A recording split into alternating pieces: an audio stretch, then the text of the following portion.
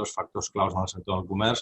Un és la renda disponible de les famílies, cada vegada es veu més retraiguda, i un altre és la pròpia concentració del sector. És a dir, en el comerç, penseu que hi ha un 49,7% de petites empreses, un 50% de mitjanes i un 0,3% de grans empreses. Però les grans empreses, que són el 0,73%, aglutinen el 42% de la facturació. I les petites, que són el 49,7%, aglutinen només el 6% de la facturació.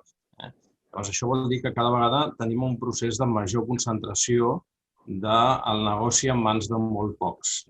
És la primera vegada que jo em trobo amb una crisi que està passant a tots els països alhora. Jo recordo altres crisis que si Europa no anava bé, Àsia anava millor o Amèrica anava millor, etc. En aquest cas és que era general. Per tant, les circumstàncies eren molt dures per arreu. Ara, també és de dir que un avantatge del meu sector és que, des que jo recordo, sempre ha estat en crisi o en reconversió.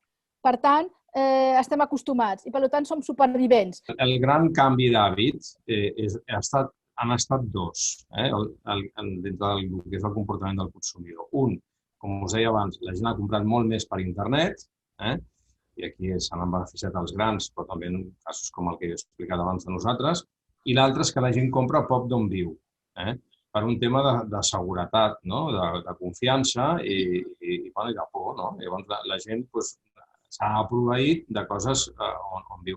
I el desplaçament no el feien tant. En el confinament, molta gent que no havia comprat mai per internet es va llançar. I primer va començar comprant menjar i no sé què, i després va dir, també compro roba i compro una altra cosa.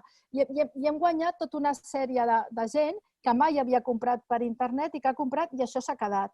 I és normal que es quedi, perquè si comparem amb altres països del nostre entorn, d'Europa, les ventes per internet són molt més altes que les que hi ha aquí al nostre país. Per exemple, a Anglaterra, per posar-te un exemple, la moda hi ha més d'un 30% que es ven per internet. A Alemanya un 26%, a França un 15% o un 16%.